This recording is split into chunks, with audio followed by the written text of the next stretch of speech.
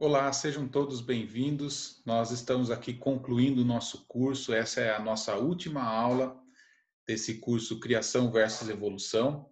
Estivemos aqui por essas últimas 3 semanas, cada semana uma aula. Falamos um pouco sobre o debate entre ciência e religião. Falamos também sobre a origem do universo, falamos sobre a origem da vida. E hoje, para concluir esse curso em que nós nos dispusemos a debater sobre a criação e a evolução, nós vamos falar sobre a evolução do homem e a teoria da evolução das espécies de Charles Darwin. Nós vamos responder essa pergunta que está na tela: somos a evolução dos macacos?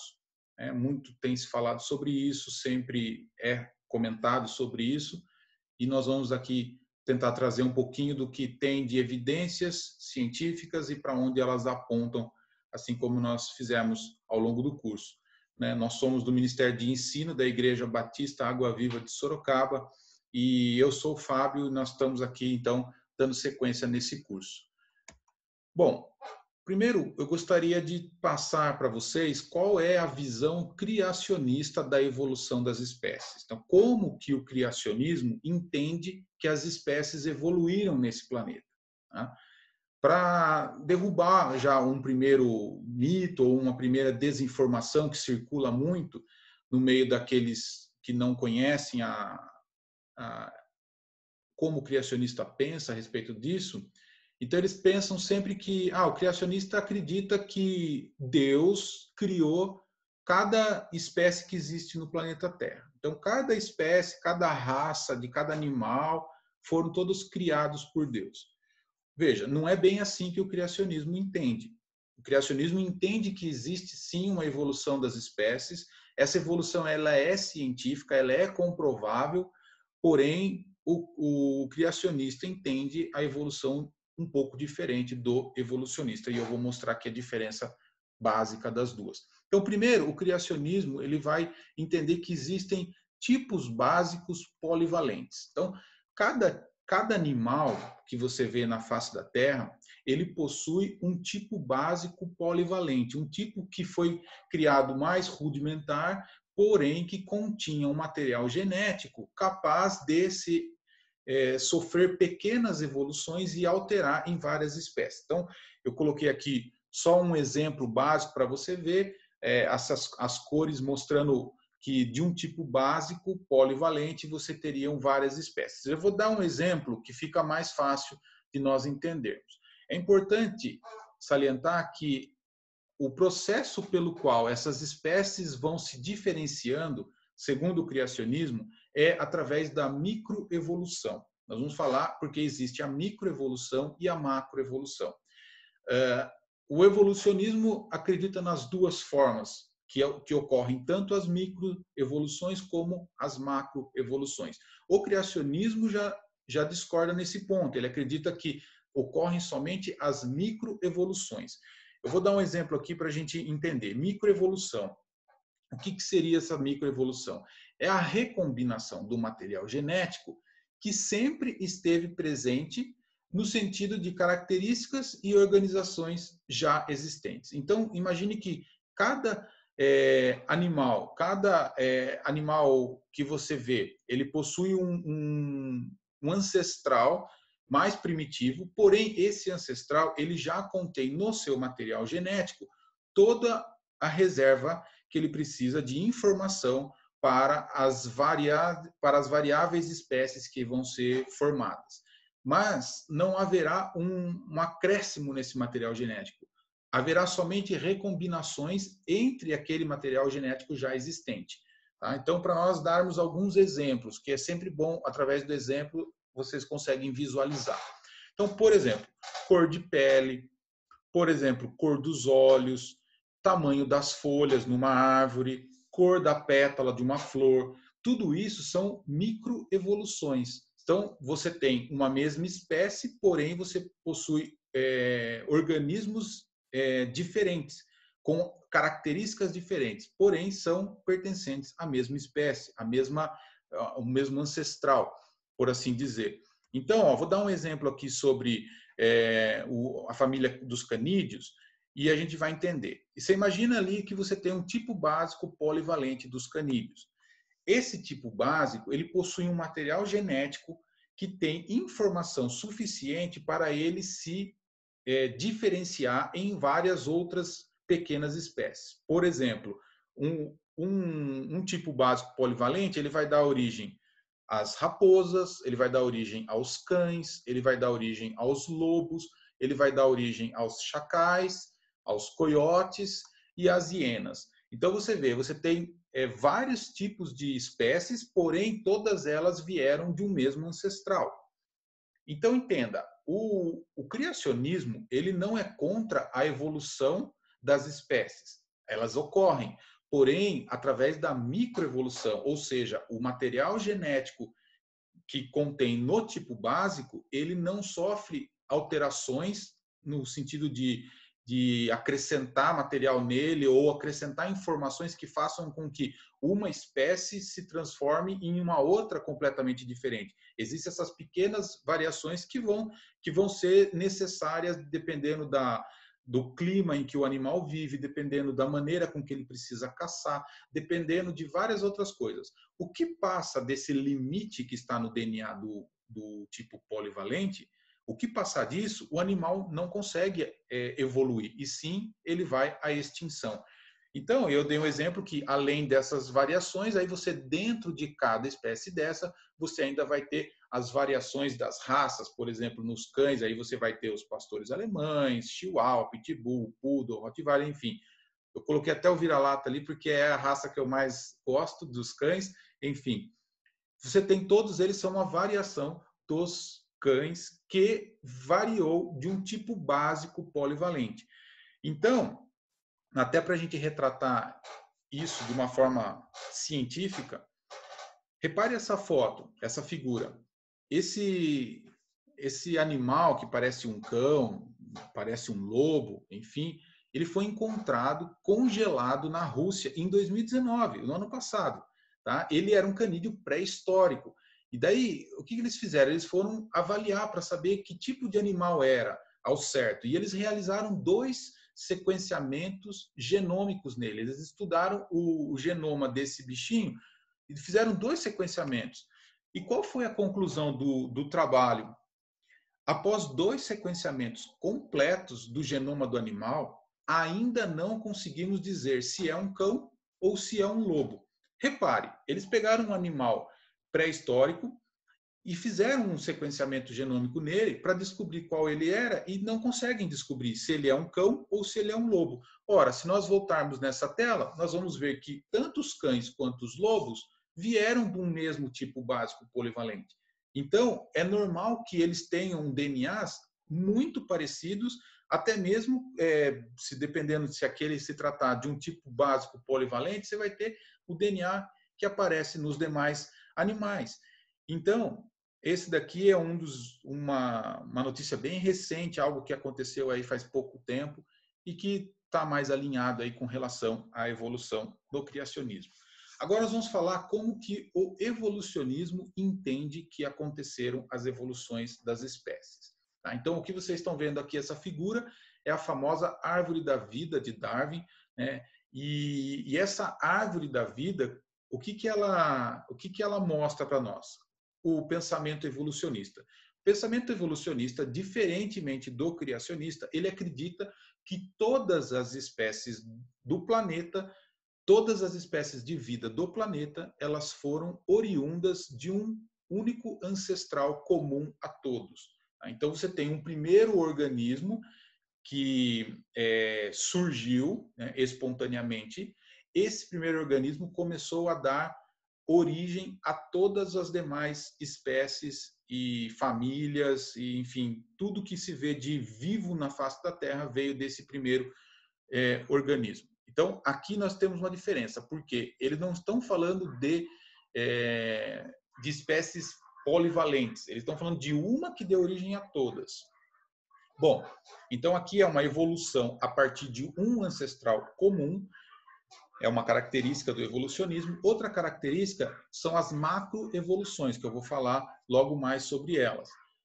Outra característica são as mutações, tá? Porque como que esse organismo ancestral comum a todos, como que ele foi dando origem às mais diversas variações de vida? Através de mutações.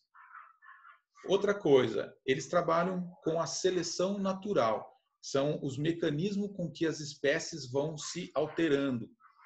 Então, para nós entendermos aqui, eu fiz um esqueminha que é bem prático para a gente entender e consolidar o raciocínio. Primeiro surge o primeiro organismo vivo da face da Terra, que se chamava Luca. Eles deram um nome para esse organismo, Luca.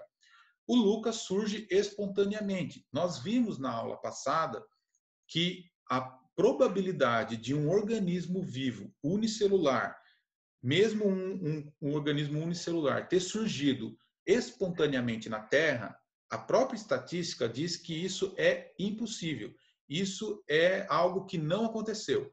Porém, eles partem do princípio que sim, isso aconteceu. Eles acreditam no sistema da sopa primordial e ali você tem os elementos químicos que vão se juntando, formaram ali os primeiros aminoácidos, depois as primeiras proteínas e aí foram dando origem à vida, criando os seres rudimentares ou simples, que hoje a ciência já sabe que não existe ser rudimentar e simples, todos são complexos, mesmo aqueles que nós achávamos que eram mais simples, mas enfim, surge o Luca na face da Terra.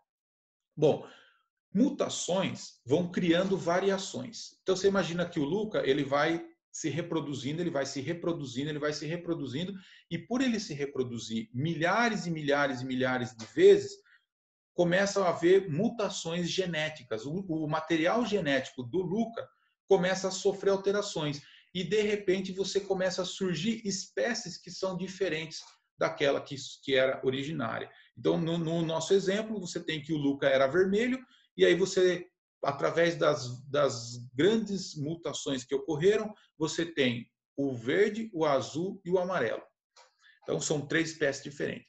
Aí entra a seleção natural. A seleção natural faz o quê? Ela elimina as espécies, né, os organismos que são menos aptos.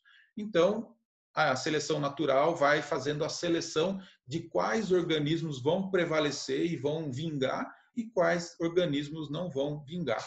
Então, nesse esqueminha meu, o verde e o azul não vingaram, o amarelo vingou.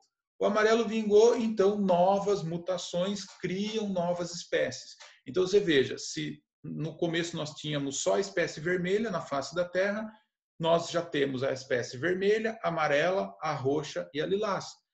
Então nós temos já 4 espécies que foram surgindo através das numerosas e sucessivas mutações. Então é assim que o evolucionismo entende, e aí, lógico, novas seleções naturais vão fazendo aquele processo de permitir que o mais apto continue e os menos aptos sejam eliminados. Bom, aqui já vai surgir o primeiro dilema, o primeiro enigma que é muito difícil um evolucionista conseguir explicar, que é o surgimento dos sexos. Porque pensa comigo, o Luca, vou voltar aqui um pouquinho, o Luca, quando ele surge espontaneamente, ele não tem um macho e fêmea. Ele é um ser chamado assexuado. Ele faz a sua reprodução de forma assexuada. Ele não precisa de um parceiro ou uma parceira para poder acasalar, ter ali a relação e se multiplicar e gerar descendentes. Ele não precisa disso, ele é um ser assexuado. Bom, até aí tudo bem, a natureza está cheia de seres assexuados, está cheia de organismos assexuados que se multiplicam independente de ter um parceiro ou não. Mas a grande pergunta e o enigma que fica para o evolucionismo é: qual a vantagem evolutiva em um ser assexuado se tornar sexuado?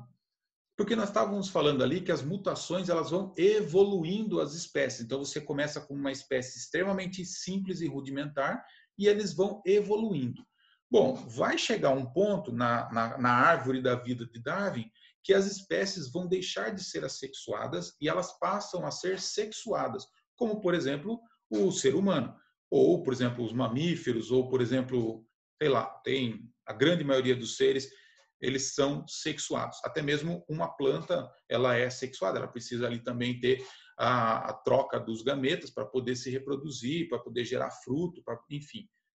A pergunta é, qual a vantagem de um ser que não dependia de ninguém e de nada para se reproduzir, e agora ele depende de um outro indivíduo, ele depende de uma relação acontecer entre eles, ele depende de uma série de fatores para que a reprodução dele seja conseguida. Qual é a vantagem disso? Se nós estamos falando em evolução, onde há a evolução de um ser não sexuado, um ser assexuado para um ser sexuado? A gente sabe de animais na natureza em que eles passam a vida inteira buscando o parceiro para se reproduzir. O foco da vida dele é essa. O objetivo maior da vida dele é essa.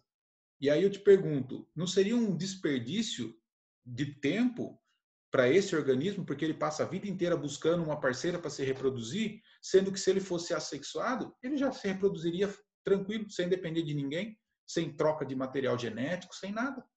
Então, esse é um primeiro grande enigma que fica aqui registrado, porque nós falamos sobre o Luca, o ser assexuado. Mas, uma pesquisa, né, um trabalho publicado na New Scientist, uma revista conceituada, que dizia, o título dela era Darwin was wrong, ou seja, Darwin estava errado, cortando a árvore da vida. O que esse estudo mostrou? Ele mostrou duas coisas que confrontam veementemente o evolucionismo tal qual ele é ensinado. Primeiro, na verdade, a vida não surgiu em um único ponto, mas sim em vários pontos. Teve uma explosão da vida. Isso também a ciência já comprovou. A vida, ela não surgiu em um único ponto, ela surgiu em vários pontos ao mesmo tempo. Isso derruba a tese de que a vida surgiu através de um ancestral comum e que esse ancestral comum é que começou a dar origem às demais espécies. O que aconteceu foi uma explosão de vida ao mesmo tempo em vários lugares. Isso a ciência já sabe. Outra coisa interessante desse estudo é que ele fala que o número de espécies ela não está aumentando no planeta, e sim diminuindo. Isso também vai contra a árvore da vida, porque a árvore de Darwin, ela começa com um único ser, então você imagina que é o tronco da árvore, e dali vão saindo os galhos e os ramos, que são as novas espécies que vão surgindo e vão evoluindo. Ou seja, você começa com esse sofre várias mutações, dá origem a 2, 3, 4, 5, que dão origem a 2, 3, 4, 5, que dão origem a 2, 3, 4, e você vai tendo, então, essa variedade monstruosa de vida que se tem na Terra. Então, para isso, precisou-se muita mutação e muitos organismos foram surgindo. Porém, os estudos mostram que a quantidade de espécies que se tem no planeta, elas vêm diminuindo há muito tempo já. Elas vêm diminuindo e não aumentando. Ou seja, por que agora, então, parou o processo de surgimento de novas espécies? Por quê? Baseado no quê? Se é uma evolução despropositada, se é um evento que acontece independente de uma mente pensante, então a coisa deveria continuar acontecendo da maneira que ela sempre aconteceu. Não deveria ter motivo para que isso mudasse. Mas o que nós temos visto, na verdade, é uma árvore de ponta cabeça. Então é uma árvore que começou em vários pontos e que ao longo do tempo ela está diminuindo o número de espécies. Então, esse trabalho, esse estudo, já levantou também, fora o enigma dos sexos, mas duas outras objeções à teoria da evolução, tal qual ela está estabelecida hoje. Bom, e sobre a macroevolução? Eu falei para vocês que o evolucionismo ele está apoiado, sustentado na macroevolução. O que é a macroevolução? É o aprimoramento do material genético, ou seja, é a soma de todas as variações que supostamente transformaram uma espécie em outra. Então, diferente da microevolução, onde você tem só uma recombinação dentro do mesmo material genético, aqui você tem um aprimoramento do material genético. Então, se você tinha um material genético de um tamanho, agora você vai ter de outro tamanho. Se você tinha um material genético que produzia e e trazia a informação de proteínas X, Y e Z, lá você vai ter a X, Y, Z, W e assim por diante. Ou seja, há uma alteração, um aprimoramento no material genético. E isso, segundo a teoria da evolução, está baseado nas sucessivas mutações. Ou seja, existem 3 pilares que regem o evolucionismo. O primeiro é que você precisa ter mutações, você precisa ter um longo tempo para você poder ter essas espécies sendo formadas. Então, você precisa, porque a mutação, nós vamos ver aqui que ela precisa de muitos e muitos anos para ela começar a se estabelecer. E nós vamos derrubar também alguns mitos aqui dessa mutação. E ela é, além dessas 2 características, ela é também despropositada, ela é acéfala, que a gente fala. Não existe uma regra que rege ela, ela vai acontecendo ao acaso, conforme aleatoriamente. Então, as mutações, elas não seguem uma regra, elas simplesmente acontecem. Às vezes você cria uma mutação boa, às vezes você cria uma mutação ruim, e assim elas vão acontecendo meio que ao acaso. Então, essas mutações, elas são muito importantes, por isso nós vamos falar um pouquinho sobre elas. Então, a macroevolução, por exemplo, defende que um mamífero terrestre, por exemplo, ele vira um mamífero aquático. Ele pode evoluir num mamífero aquático. Assim que foram surgindo as evoluções. Então, um peixe ele vai evoluir num organismo que é um anfíbio. Ele vai se transformando e eles vão subindo na escala evolutiva das espécies. Isso o criacionismo já não concorda. Ele concorda que existem pequenas alterações em organismos que são polivalentes, mas que há um limite. Há um limite. Você não vai evoluindo e vira outra espécie. Não, há um limite dentro daquela mesma espécie. Bom, aqui nós vamos falar agora um pouquinho das mutações. O que a ciência tem a dizer sobre isso? Bom, primeira coisa que a ciência tem a dizer é que mutações, embora alterem o código genético, não codificam novas estruturas e funções, nem criam informações genéticas. Elas apenas alteram as informações já existentes. Ora, você veja, esse é um trabalho científico, eu coloquei a referência ali embaixo, de 1998, que está mostrando justamente a microevolução e está dizendo justamente que a macroevolução ela não é vista no laboratório. Outra coisa, pequenas variações controladas pelo código genético já existente, ou seja, microevoluções, não podem ser utilizadas como provas da evolução, ou seja, a macroevolução. Por quê? O evolucionista ele tem a tendência de dizer, ora, como nós temos comprovado cientificamente que as microevoluções acontecem, então, consequentemente, as macro também vão acontecer. E é justamente o que esses 2 trabalhos, um de 91 e outro de 87, estão mostrando, que pequenas alterações não podem servir de provas para grandes evoluções. Significa que uma coisa é uma coisa, outra coisa é outra coisa. Eles, às vezes, querem jogar tudo como farinha do mesmo saco. Ainda a respeito das mutações. Seriam possíveis tantas alterações ao longo do tempo? Essa é uma pergunta que a gente faz, porque o evolucionista ele sempre joga, vamos dizer assim, a muleta está sempre apoiada na questão dos tempos, os milhões e milhões e milhões de anos. Então é assim, como surgiu a vida e como que se deu essa variedade de vida enorme que nós temos no planeta? Aí ele vai falar assim para você, surgiu de um único ser, que surgiu lá na sopa primordial.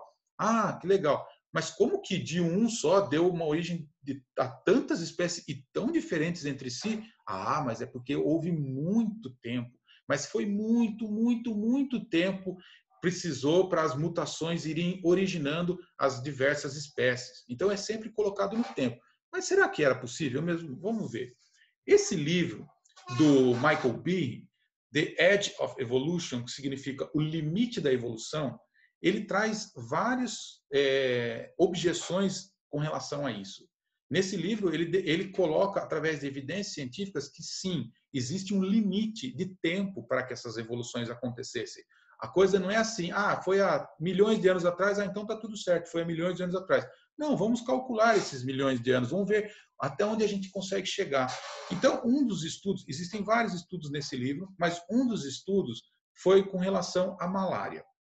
Como que se deu esse estudo? Eles estudaram por 40 anos a malária. Milhões e milhões de gerações. Você imagina que um bichinho desse da malária, um mosquitinho desse, ele tem um tempo de vida muito curto. Então, em 40 anos, eles estudaram muitas gerações da malária. Qual foi a conclusão que eles chegaram do trabalho? Em 40 anos, ocorreram 40 anos, não 40 gerações, tá? 40 anos, que isso dão milhares de gerações. Em 40 anos, apenas 2 mutações aconteceram. Só 2 pares de bases foram alterados. Aí você já vai falar, pô, é pouco, né? É muito pouco. Se você for ver um material genético humano, por exemplo, tem 3 bilhões e meio de pares de base. Nós estamos falando de 2, né? Enfim, qual foi a conclusão que eles chegaram? Que além de ser só 2 mutações nesse tempo todo, elas não aumentaram a capacidade do micro-organismo, mas sim desligou alguns genes, o que eles chamam de knockdown. Ou seja, ele silenciou alguns genes e não criou uma evolução na malária. É como defende o criacionismo. A malária, o mosquito, ela tem o seu código genético. Esse código genético, ele pode variar de acordo com a necessidade do meio ambiente, com a necessidade de reprodução, de predadores, enfim. Porém, ele faz essa alteração dentro do material que ele já tem e não através de um aumento do material genético ou de uma evolução dentro do mesmo material genético. Esse trabalho está dizendo isso, né? Outra questão que surge com relação às mutações é o dilema de Haldane. Tá? Esse senhor, o senhor Haldane, ele foi um geneticista muito famoso, britânico, mas que trabalhou praticamente a vida toda na Índia. E ele fez vários estudos genéticos. Ele era um naturalista, um evolucionista ferrenho, tem muitas obras publicadas. E através dos trabalhos que ele mesmo fez, chegaram-se às seguintes conclusões. Através das pesquisas deles, descobriram que seriam necessárias 300 mil gerações para fixar uma mutação do bem. O que seria uma mutação do bem? Algo que faça o organismo evoluir. Porque para ele evoluir, ele tem que estar com uma característica melhor do que ele estava antes. Porque se for para gerar mutações deletérias do mal, então você aí não vai fechar as coisas para a teoria da evolução, em que as espécies foram evoluindo, e aí nós temos desde um ser unicelular, assexuado, simples e rudimentar, até chegar ao ser humano que está lá estudando no microscópio aquele serzinho unicelular. Essa evolução gigantesca de características, você vai ter que incorporar muitas mutações do bem, né? E ele descobriu que você precisaria de 300 mil gerações para incorporar uma mutação do bem. 300 mil gerações. Se você jogar isso ao longo do tempo, mesmo o tempo que defendem os evolucionistas, a conclusão é muito simples. Não daria tempo. Mesmo considerando os milhões e milhões e milhões de anos que são ditos o tempo todo, como um mantra. Não daria tempo. 300 mil gerações para fixar uma mutação. Então você imagina assim, aquele Luca, aquele ser, o primeiro ser lá, o ancestral comum, precisaria de 300 mil gerações daquele Luca para gerar uma mutação benéfica. Uma mutação benéfica não faz do Luca um indivíduo melhor do que ele era. É assim, diferente do que ele era. Faz ele um pouquinho melhor do que ele era. Aí você vai precisar de mais 300 mil para fixar mais uma.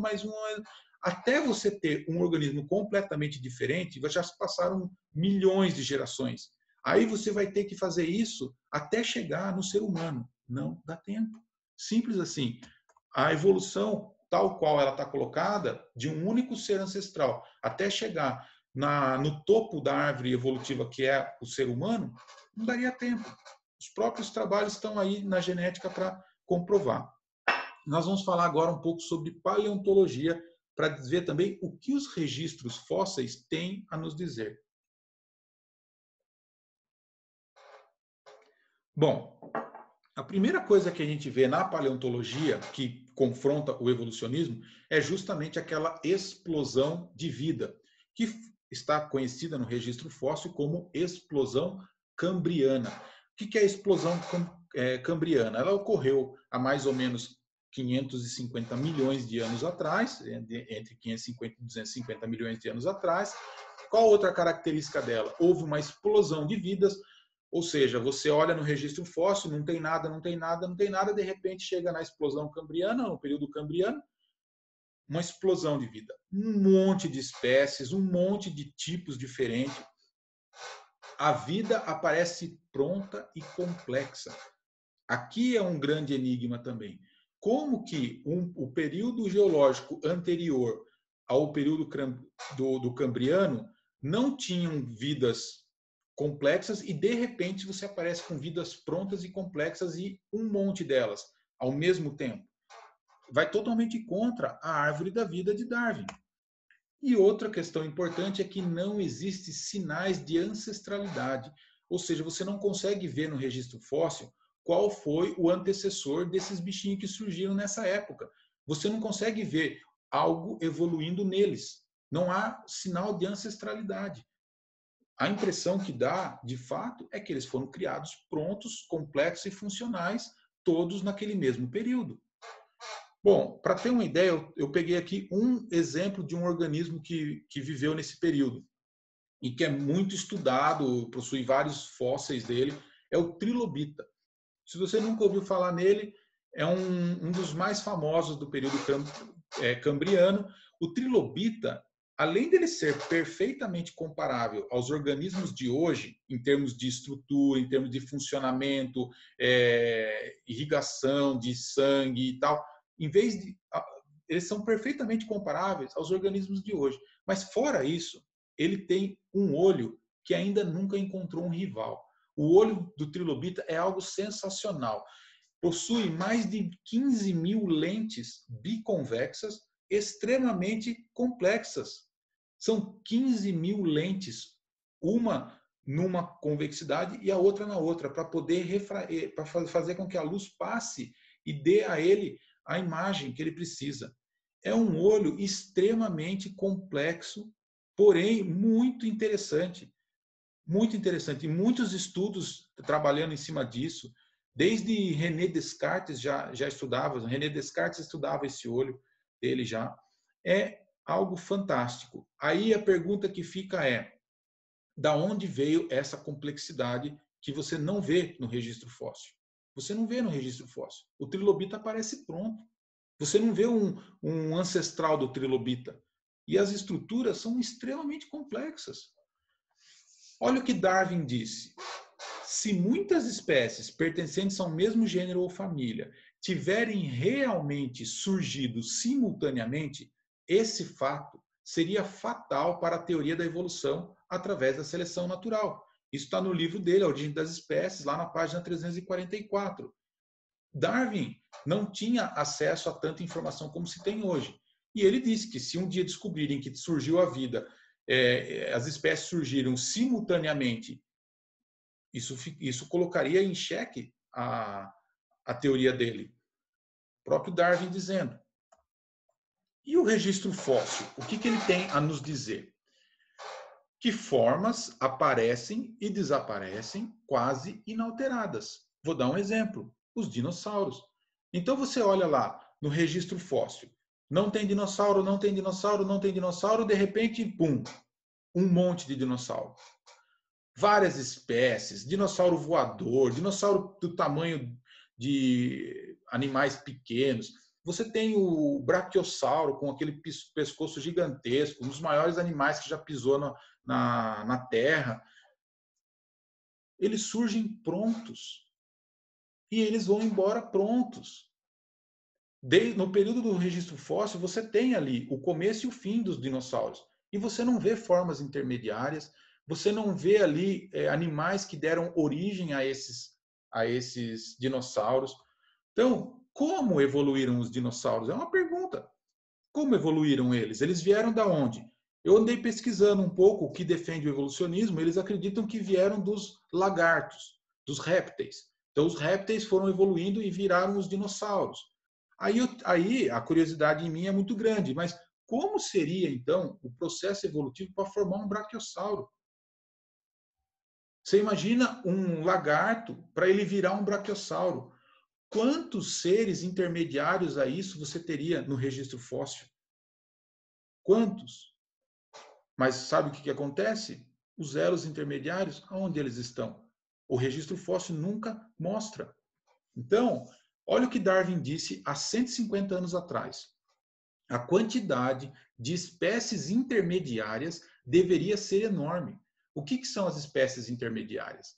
As espécies intermediárias, elas são aqueles saltos que vão dar de espécie para espécie. Então, por exemplo, você tem que ver peixe e você tem anfíbio. Você deveria ver várias espécies que não são nem peixe e nem anfíbio. Elas são intermediárias. Então você tem o anfíbio e o réptil. Você deveria ver várias espécies intermediárias entre os anfíbios e os répteis, entre os répteis e os mamíferos, e assim por diante, entre as aves. As aves, então, é um mistério terrível. Terrível. Como que surge as aves? Porque ainda que você crie asas, a evolução cria asa no corpo de um animal, como você coloca nele a capacidade de voar? O exemplo que eu dou é, se colocasse asas em você, por mais que fossem asas perfeitas, asas feitas de última geração, se colocasse asas em você, você conseguiria voar? Não, porque você não sabe voar. É como o professor Adalto Lourenço ele diz, você não tem o software para voar. Você pode ter o hardware, que é a parte física para voar. Mas se você não souber voar, se você não tiver o conhecimento para voar, você não vai voar, mesmo que a evolução te dê asas, né? Ainda que também não se foi visto. Mas olha o que Darwin diz, a quantidade de espécies intermediárias deveria ser enorme. O registro fóssil deveria estar repleto delas. E talvez seja a objeção mais grave e mais óbvia da minha teoria.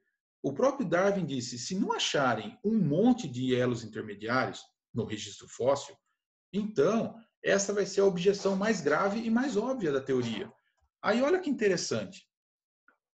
David Raup, muito tempo depois, ele disse assim, ó, estamos agora cerca de 120 anos após Darwin e o conhecimento do registro fóssil tem sido amplamente expandido. Aproximadamente 250 mil espécies já registradas nos fósseis. Olha o que ele diz. O registro da evolução ainda permanece surpreendentemente abalado.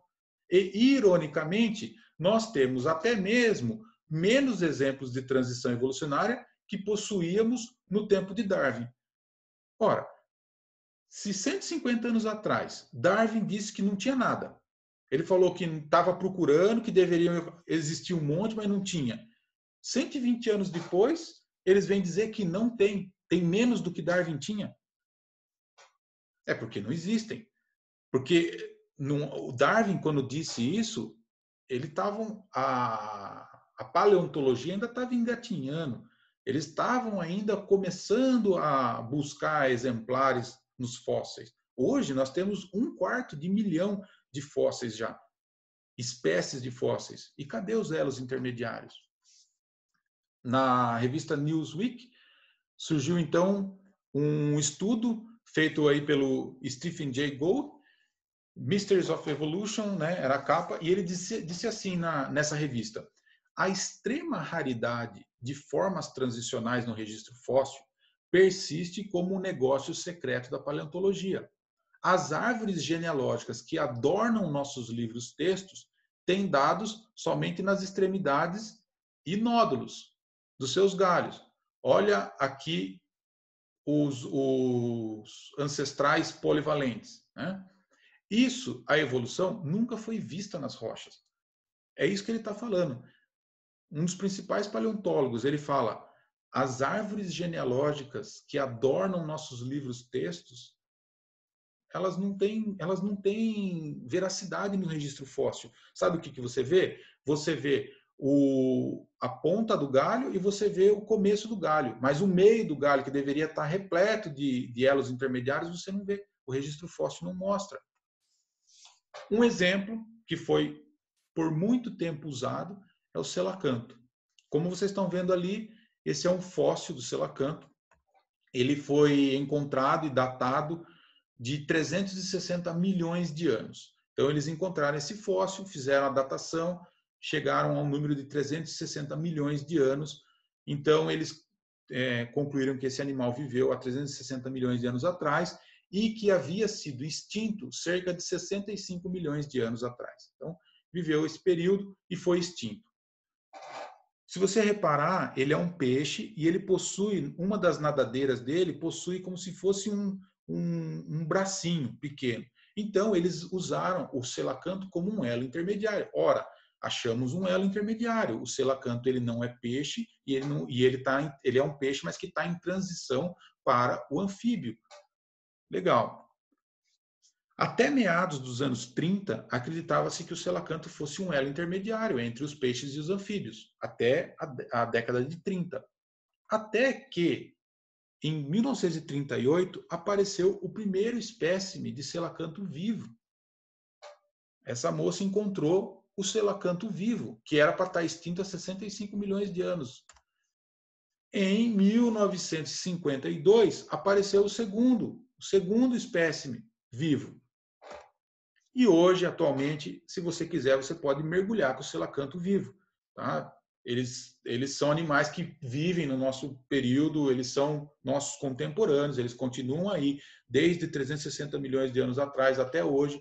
O selacanto tem uma curiosidade que ele tem sido amplamente estudado. Tá? Por conta disso tudo, é um animal que é extremamente estudado.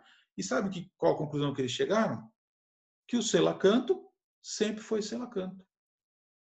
Que não encontraram sequer um traço de evolução nesses 360 milhões de anos no selacanto. Então você tem um registro fóssil que data de 360 milhões de anos atrás, em que aparece o selacanto. E você tem o selacanto de hoje, em que você pode estudar ele do jeito que você quiser, com toda a tecnologia que existe hoje na face da Terra. Você compara os dois, você fala, ele não evoluiu. Ele não evoluiu um traço sequer. Aí entra um grande problema para o evolucionismo. Qual que é o problema? Por que ele não evoluiu? Bom, se a evolução é aleatória, despropositada, acéfala, ela acontece com todos. Ela acontece com todos. Senão nós vamos chegar à conclusão que alguns organismos evoluem absurdamente, como, por exemplo, eles acreditam que os morcegos são a evolução de um rato que subiu numa árvore e começou a ter hábitos noturnos, e como ele não enxergava direito, ele começou a saltar das árvores e foram criando, então, pequenas asas até que eles evoluíram em morcego. Essa é a teoria da evolução do morcego, que também é um negócio para eles explicarem o morcego. Porque o morcego sempre foi morcego. Você olha os registros fósseis de morcego de hoje e de milhões de anos atrás, morcego sempre foi morcego. E aí eles acreditam que o morcego é a evolução de um rato que subiu numa árvore e começou a ter hábitos noturnos. Mas veja, então um rato consegue evoluir em pouco período de tempo, porque nós já vimos através do dilema de Haldane que não daria tempo, mas vamos dizer que dava tempo. Então ele evoluiu absurdamente de um rato para um morcego. E ao mesmo tempo o selacanto, coitado, vive há 360 milhões de anos na Terra e ele não evolui nada. Ele não evolui nada. Então existe alguma coisa que está falando. Esse evolui muito e aquele não evolui nada. Só que isso é contra a teoria da evolução, porque a teoria da evolução ela é despropositada. Não existe uma mente por trás das coisas. Existe simplesmente o acaso, o natural, a natureza, a seleção natural e as mutações, fazendo com que tudo isso se prolifere em várias espécies. O selacanto veio para fazer muito barulho no evolucionismo. Muito barulho.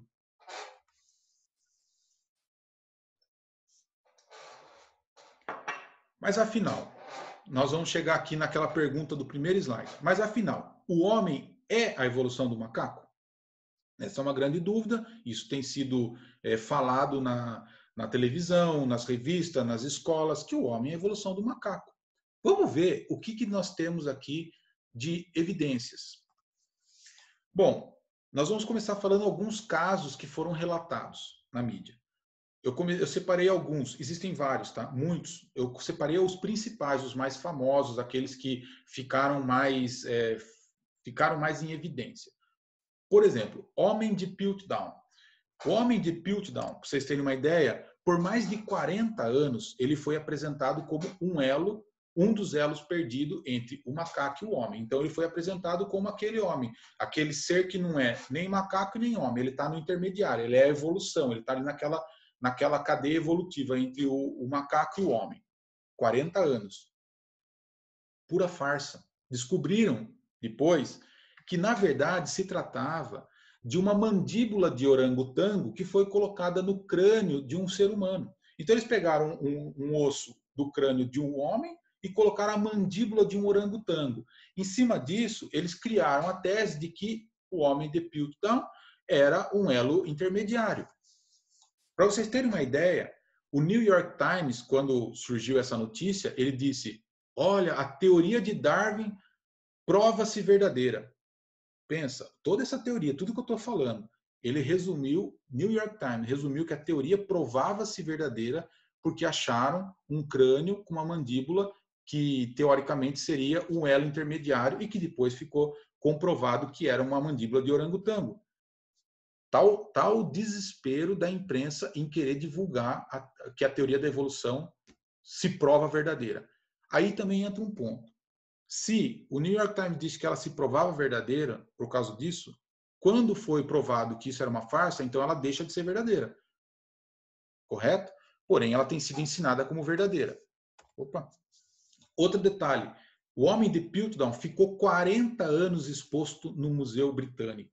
Ele foi tese de 90 doutorados dos eruditos ateus.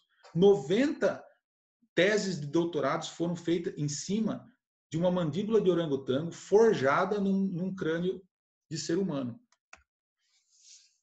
Outra personagem que entra aí, que provavelmente muitos de vocês já devem ter ouvido, é a Lucy. A Lucy foi apresentada também como um elo perdido por muitos anos, até que se comprovaram que ela nada mais era do que um chimpanzé pigmeu que andava um pouco mais ereta que alguns outros primatas.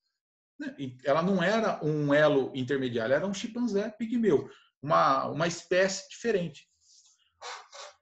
Homem de Nebraska. Esse também é muito interessante. Foi considerado o primeiro elo perdido na América do Norte. Então, lá na região do Nebraska, eles descobriram lá uma evidência. Olha qual foi a evidência que eles descobriram. Um dente. Eles encontraram um dente numa escavação e depois esse dente ainda ficou provado que se tratava de um tipo raro de porco. Mas em cima de um dente, eles criaram toda a narrativa de que havia se encontrado um elo perdido entre o homem e o macaco. Eu fico imaginando como é fértil a imaginação dessas pessoas, que com um dente ela consegue imaginar um ser inteiro. No caso, imaginaram um ser semi-humano, né, entre macaco e o homem, através de um dente, que nem de humano era de um tipo raro de porco. Homem de Java, também é outro mito que circulou por muito tempo. Ele foi considerado o primeiro Homo erectus a ser descoberto na região de Java, da Indonésia. Ele foi considerado o primeiro. Mas como que eles chegaram a essa conclusão? Eles estavam fazendo uma escavação e eles encontraram um fêmur humano, numa mesma região. Eles encontraram um fêmur humano, eles encontraram uma calota craniana de um macaco grande e 3 dentes molares, tudo numa mesma região. Sabe o que eles acharam? Ah, não, isso aqui faz parte do mesmo organismo. Mas, na verdade, não era um fêmur de um homem e uma calota craniana de um macaco, que estavam próximos, mas que já foram comprovados que são de espécies completamente diferentes. Em cima disso, eles criaram um factoide de que o homem de Java foi o primeiro Homo erectus que foi descoberto. Eu acho assim, é muita forçação. Se a coisa, vamos pensar agora, se a ciência não tem nada, não tem preconceito, se ela não tem medo, se ela segue somente os fatos, se ela está preocupada somente com as evidências, então por que o desespero de querer provar as coisas, mesmo sem você ter provas? Fica aí a grande pergunta, né? Qual é o interesse por trás? Homem de Neandertal, talvez seja o elo perdido mais famoso, né? Todo mundo ouve falar, o homem de Neandertal, o homem de Neandertal. O que se sabe do homem de Neandertal? Primeiro, ele não era um elo perdido. As pesquisas recentes mostram que talvez ele fosse até mais humano do que nós. Né? Em que sentido? A capacidade craniana dele é quase 15% maior do que a nossa. Isso não tem nada a ver com os macacos. É absurdo. As ferramentas que eles utilizavam naquela época, elas eram extremamente evoluídas para a época que eles viveram. Então, mostra que, na verdade, os homens de Neandertal, eles não estão abaixo do homem primitivo. Ele era um homem primitivo, ainda até maior do que o ser humano. Aí tem um trabalho que surgiu recentemente, né? Ele foi concluído em 2005, ele iniciou em 2000, foi concluído em 2005, e esse trabalho abalou completamente as estruturas evolucionistas. O que foi esse trabalho? São os crânios de Dmanisi. Os crânios de Dmanisi, o que eles são? No início do ano 2000, eles encontraram num sítio arqueológico, né, em Dmanisi, na Jordânia, 5 crânios de supostas 3 espécies diferentes de homos. Tá? Quando você olha aquela sequência que eu coloquei lá no primeiro slide, que você tem o chimpanzé, e daí você vai tendo os homens, e aí chega no Homo sapiens, aí você tem ali o Homo erectus, você tem o Homo habilis, enfim, você vai tendo várias sequências. Bom, qual que é o problema? O problema é que essa sequência ela precisa ter espaços de tempo para surgir. O que aconteceu lá em Dmanisi é que encontraram 5 crânios de 3 supostas espécies diferentes de homos. Era o Homo erectus, o Homo habilis e tinha mais um também que agora eu não me lembro. São 3 espécies diferentes. Só que tem um problema. Todas elas estavam enterradas no mesmo local e com a mesma datação. Com a mesma datação. Sabe qual foi a conclusão dos pesquisadores desse trabalho? Olha qual foi a conclusão. Aqui está o que disse Christopher. Podiam, portanto, representar uma única população de uma única espécie. Embora os 5 indivíduos de Dmanisi sejam claramente diferentes uns dos outros, não são mais diferentes entre eles do que 5 humanos modernos ou 5 chimpanzés numa dada população. Sabe o que eles fizeram? Eles perceberam que o que mudava um do outro era o tamanho do crânio. Eram alterações morfológicas no crânio. Agora eu te pergunto, quando você sai para andar no centro da cidade, aí, quando você sai para andar, você começa a reparar as pessoas. Você acha que as pessoas são iguais? Não, elas não são iguais. Você tem um jogador de basquete de 2,15 metros de altura e você tem ali uma mulher de 1,50 m, por exemplo, que estão convivendo na nossa sociedade aos montes.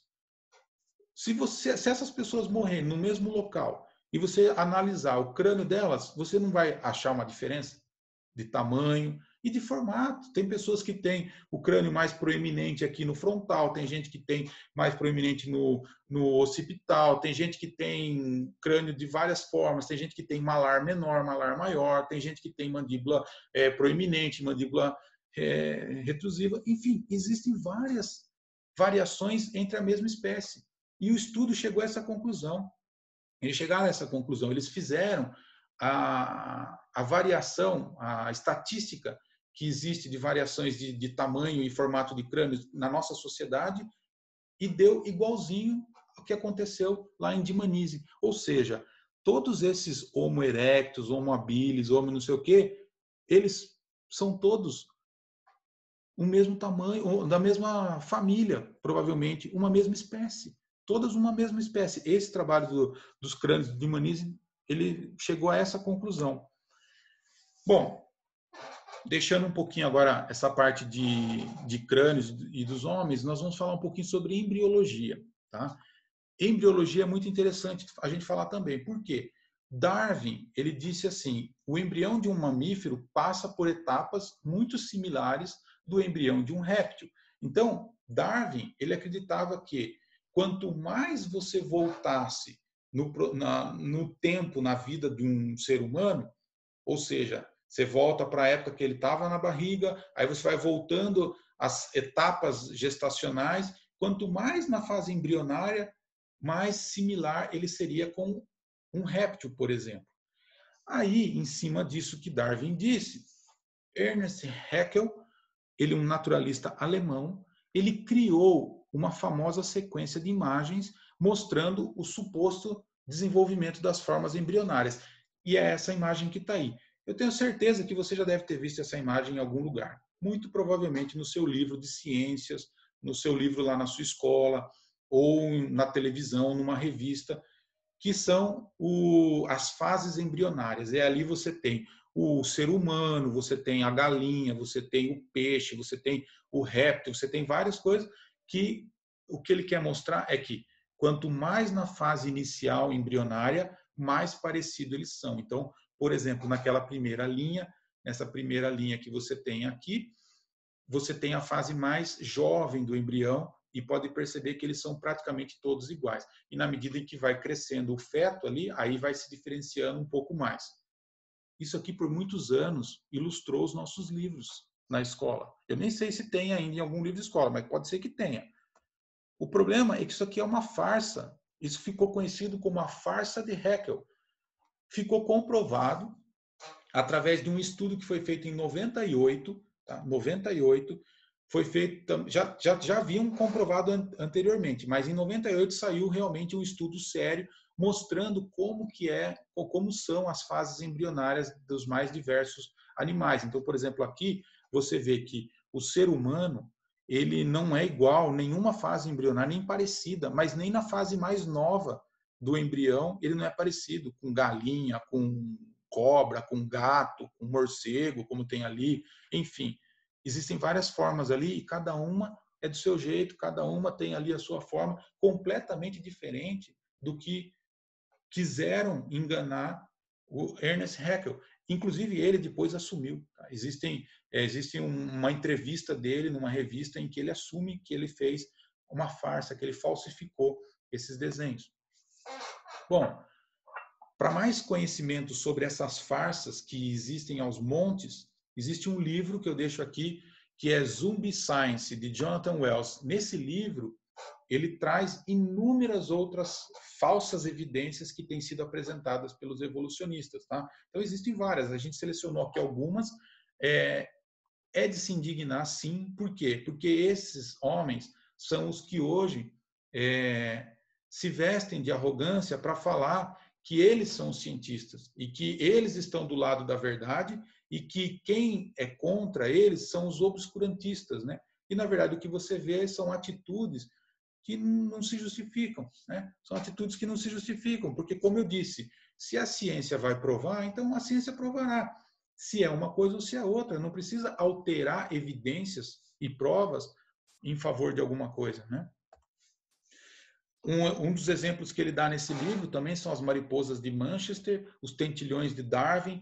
São coisas interessantíssimas, mas eu não consegui colocar, não dá para colocar tudo, porque fica muito extensa a aula, mas são exemplos que os evolucionistas usaram e têm usado até hoje ainda como provas da evolução e que, na verdade, já foram desmascarados, já foram ali corrigidos os erros, né? Porque tem erro também que é erro proposital e tem erro que é simplesmente um erro que acontece normal na pesquisa, né? Agora vamos falar um pouco de genética. Nós já estamos encerrando aqui a nossa aula, estamos chegando no final, mas nós vamos falar um pouquinho sobre genética, que é muito importante. Bom, o que nós temos aqui sobre a área da genética para nos dizer? Com certeza, um dia nos disseram que o DNA do homem é 98% igual ao DNA do macaco. Você já não ouviu essa afirmação? Eu já ouvi essa afirmação várias vezes. O homem com certeza, o homem é descendente do macaco. Ele é 98% do DNA do homem é igual ao do macaco. Bom, só essa informação, mesmo que ela fosse verdadeira, não quer dizer nada. porque eu vou dar um exemplo. A água viva que vive nos oceanos, ela tem 98% de água na sua composição.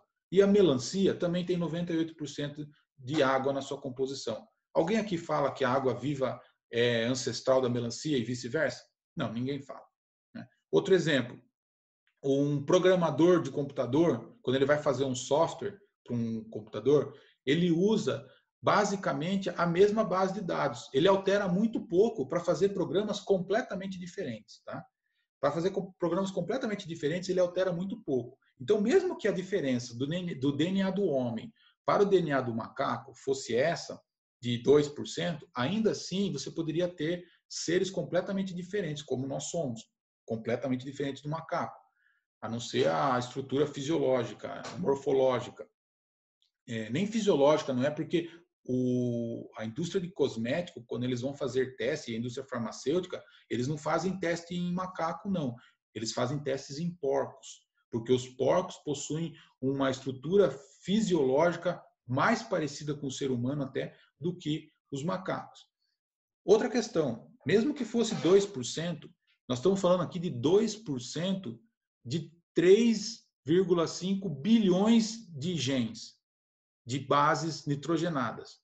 3,5 bilhões de genes. Então, mesmo 2% de 3,5 bilhões é muita coisa, não é pouca coisa. Mas será que é mesmo? Estudos recentes do genoma humano têm apontado diferenças de até 33% entre nós e os chimpanzés. Até 33%. 1/3 do DNA do homem já tem se mostrado que é diferente do DNA dos chimpanzés. Mas a coisa não para por aí. As diferenças são muito maiores do que essas. E eu vou colocar aqui para vocês algumas. Com relação a proteínas, nós vimos na aula passada que a função do DNA, aquele código das letrinhas, a função dele é, a cada 3 letrinhas, que é um códon, é formar um aminoácido. E uma sequência de aminoácidos corretas, colocadas na posição certa, na sequência correta, ela vai formar uma proteína.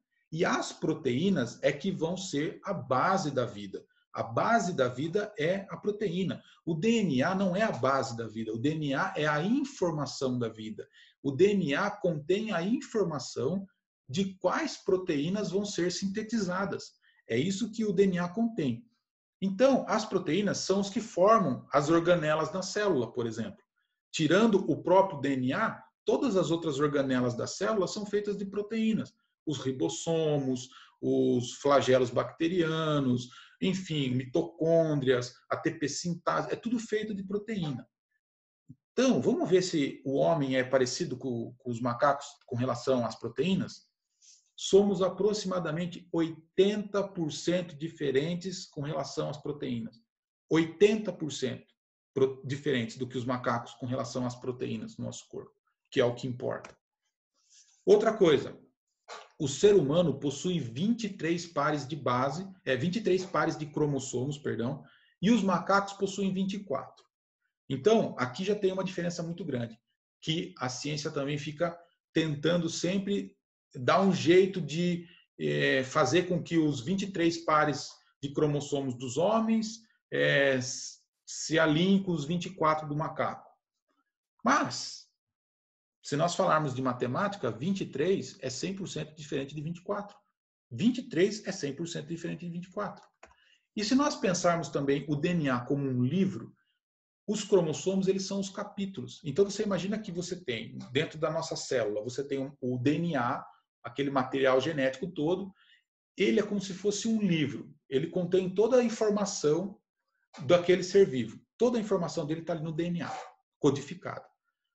O cromossomo é como se ele fosse os livros. Então, é como se fossem os capítulos. Então, é como se o ser humano possuísse 23 capítulos no livro da vida do ser humano e no macaco 24 capítulos. Aí eu te pergunto, se você tira ou acrescenta um capítulo num livro, você acha que o livro é a mesma coisa? Não é. É similar? Não é. Esse um capítulo a mais, ele pode fazer toda a diferença. E com relação ao cromossomo Y? Porque nós sabemos que As mulheres, as fêmeas, elas possuem os cromossomos X e X. Os homens possuem cromossomos X e Y, certo? Nos macacos também não é diferente. Porém, se você comparar o cromossomo Y do ser humano e o cromossomo Y do macaco, sabe o que vai acontecer? A diferença entre o cromossomo do homem, do cromossomo Y do homem para o macaco, é a mesma diferença do macaco para o galo. Para vocês terem uma ideia do tamanho da diferença que existe entre o cromossomo Y do homem e do macaco, é a mesma distância do macaco para o galo. Você já viu alguém defender que o macaco é o sucessor evolutivo do galo? Eu nunca vi ninguém defender isso. Porém, nós temos sempre a defesa de que somos a evolução dos macacos. Com relação à genética, a genética é um assunto bem específico, é um assunto bem complicado, é um assunto que tem que ser quem é da área e quem gosta. Então, para quem gosta, para quem quer se aprofundar nisso tudo que eu falei, eu vou deixar aqui algumas referências. A primeira é esse livro, More Than a Monkey, ou seja, Mais do que Macaco, que é do Jeffrey Tompkins. Ele fala que é o mito da similaridade entre o homem e o chimpanzé. Então, esse livro ele trata só sobre esse mito de que o DNA do homem é similar ao do chimpanzé. Eu uso o chimpanzé, gente, porque os outros macacos, a distância é ainda maior. O chimpanzé de todos os macacos, é aquele que mais se aproxima do DNA do ser humano. Por isso que todos os trabalhos que você vai ver, vai ser em cima do chimpanzé. Porque os demais, eles são ainda bem mais diferentes, tá? Então, esse livro é uma referência. E eu deixei aqui também 3 artigos científicos. Infelizmente, a gente só acha esses artigos em inglês, pelo menos nos livros que eu tenho lido, as referências estão sempre em inglês. Mas aqui eu deixei 3 artigos, 2 publicados na Science e 1 publicado na Nature. São revistas conceituadas, sérias, e que são artigos que estão relacionados a essa parte de genética e comparando sempre chimpanzés e humanos, tá? Então, quem quiser, quem gosta e quem tem conhecimento, pode buscar as referências nesses papers, tá? E para nós encerrarmos a nossa aula, nós estamos já no final, nós vamos concluir aqui, então, o nosso curso. Então, nós passamos aí por 4 aulas talvez cansativas para você, 4 aulas com muita informação, mas também com bastante coisa interessante que nós vimos. Nós vimos muita coisa legal no universo, vimos coisas interessantes na vida, nas células, enfim. A conclusão que nós chegamos aqui do nosso curso, Criação versus Evolução, é uma historinha que o professor Adalto Lourenço traz num dos livros dele, que é uma historinha muito legal, ilustra bem o que eu quero trazer para vocês aqui. Então, imaginem vocês que existe um escritório onde várias pessoas trabalham naquele escritório. Você, coincidentemente, é uma das pessoas que trabalha naquele escritório. Um dia você chega do trabalho, no seu trabalho, e você se depara com um belo bolo em cima da sua mesa de trabalho. Um bolo como esse que está na figura, um bolo confeitado, bonito, com várias camadas, com recheio, com uma cobertura que não é nem líquida, nem dura, é uma coisa assim na consistência certa. Um bolo maravilhoso. Você olha para ele, você não sabe o que aconteceu. Você não sabe como que esse bolo surgiu na sua mesa. Aí você vai levantar 2 hipóteses. A primeira hipótese é um acidente de caminhão. Então, a primeira hipótese que vão falar para você e você vai considerar é que ocorreu um acidente de um caminhão. Havia um caminhão que estava passando na frente ali daquele escritório que você trabalha. Esse caminhão estava transportando ingredientes, materiais e produtos que ele ia descarregar num supermercado. Só que aconteceu um acidente, o caminhão capotou. Nessa capotagem do caminhão, os sacos dos ingredientes se abriram, os ovos que tinham lá dentro quebraram e aconteceu aquele rebuliço todo dentro do baú do caminhão e, de repente, o caminhão pega fogo, só que pega fogo por um tempo, daqui a pouco já o fogo apaga e quando o motorista do caminhão abre o baú do caminhão, ele se depara com um bolo prontinho em cima ali do baú do caminhão.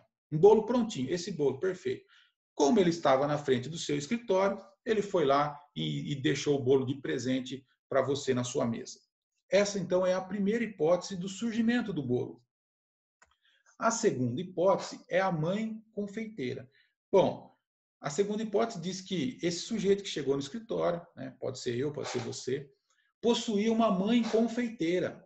E a mãe dele é uma pessoa que conhecia muito de bolo, fazia bolo direto, fazia vários bolos, possui um livro de receita. Naquele livro tem a quantidade certa de cada ingrediente, tem a textura certa de cada ingrediente, tem a temperatura certa que esse bolo tem que ir dentro do forno, tem o tempo correto que esse bolo vai ficar dentro do forno, tem todas as informações. E, além de tudo, ainda tem a habilidade da sua mãe, que ela é uma boa confeiteira. Então, ela faz ali o recheio, ela faz a cobertura e o bolo fica maravilhoso. E aí, como ela queria te presentear, ela foi e deixou um bolo na mesa do seu escritório. Então, você tem essas duas hipóteses do surgimento do bolo. Qual das duas o seu raciocínio, a sua lógica, a sua consciência diz que é a mais correta? A do acidente do caminhão ou a da mãe confeiteira?